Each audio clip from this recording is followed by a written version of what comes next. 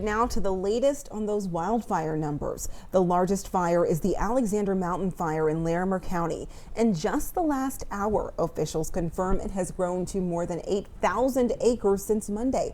It's 0% contained. Over there at the Stone Canyon Fire in Boulder County, it's more than 1,500 acres and it is now 20% contained. No growth reported overnight in the Quarry Fire, burning 341 acres in Jefferson County. The Lakeshore Fire burning near Gross Reservoir remains at 6 acres and 0% containment. And we have live team coverage for you tonight, spanning the 4 major fires across the Front Range. So let's get started with Denver 7's Veronica Costa outside the Alexander Mountain Fire in Larimer County.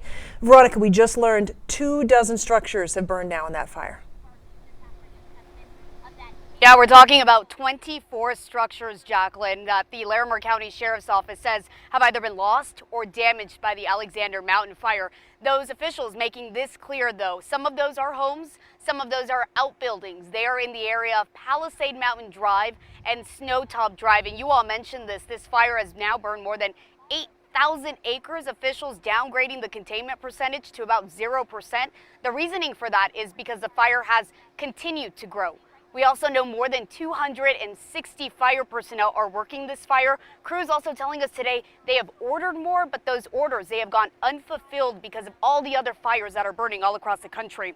Now, crews telling us their strategy today, it has been very similar to the strategy they had yesterday. They are focusing a lot of their attention on Cedar Park. They want to make sure that that community stays as untouched as possible. They are trying their hardest to protect the homes and the structures there, making sure the fire doesn't jump Highway 34. That has also been a huge priority. Officials telling us there's some really important technology there that they want to keep protected. Listen. There's still some areas where the fire could roll down and impact Highway 34 and impact that fiber optic line. So we'll continue that patrol 24 hours a day until we ensure that there's no longer any threat to that.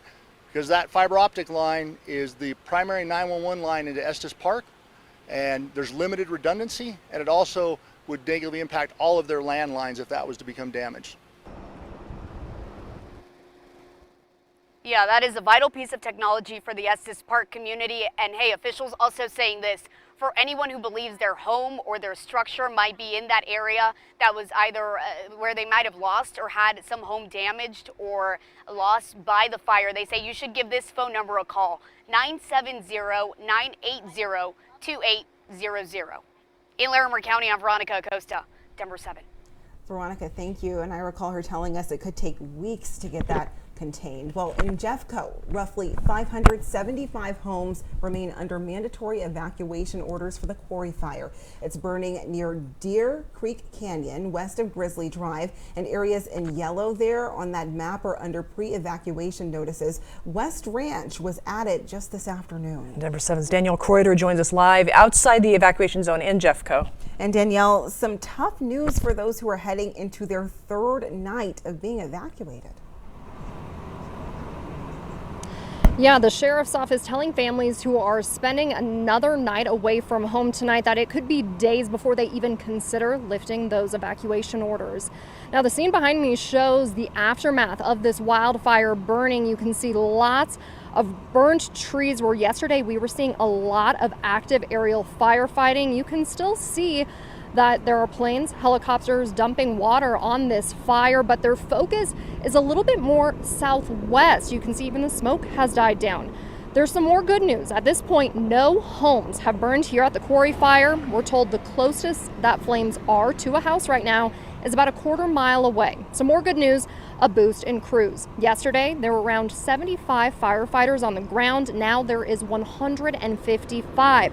That includes 20 San Juan hotshot crews that are specifically trained in fighting on this type of terrain. We've been telling you over the last day, this area where the fire is burning is challenging. Steep, rocky, loose gravel, and today's forecast also taking a serious toll. It's 98 degrees. You bet we're hot. Put on 30, 40, 50 if you like to go heavy gear, and then go up and down these mountains when it's loose footing and it's rocky and you're climbing over stuff and you're digging line. It's tough work, and that's why we had 4 firefighters yesterday go down with heat exhaustion. Fortunately, they are fine. And I believe all of them, if not 3 of them are back on the line today. Now, over the last hour or so, we have been feeling the winds pick up, maybe even shift. The sheriff's office says they do feel comfortable if the winds shift the fire slightly in any direction except for north. That's where we are. That is where several neighborhoods are. The strategy right now is to focus on containment. That number right now is 0%. We are expected to get updated numbers on containment and acreage size later this evening. We'll keep you updated. For now, reporting live in Jefferson County, I'm Danielle Kreuter, Denver 7.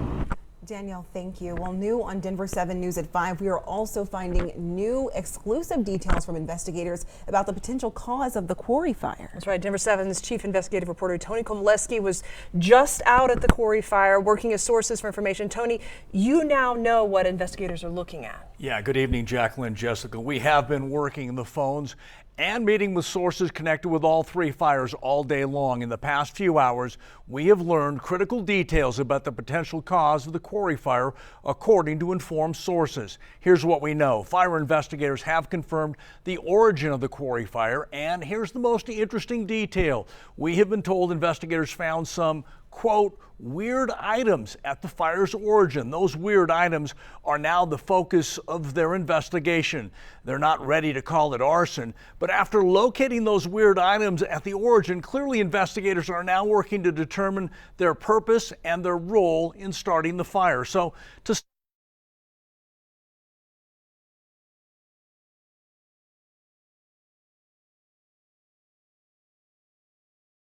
source, they have found weird items that were now being closely investigated. Not ready to call it arson, but this is the question they're working to answer. Jacqueline. All right. Thank you, Tony. I know you continue to work that to get some more information. We wanted to tell you this. Right now, mandatory evacuations are still in effect for the wildfire burning near Lyons. The Stone Canyon fire showed little growth overnight. It remains at 1,548 acres.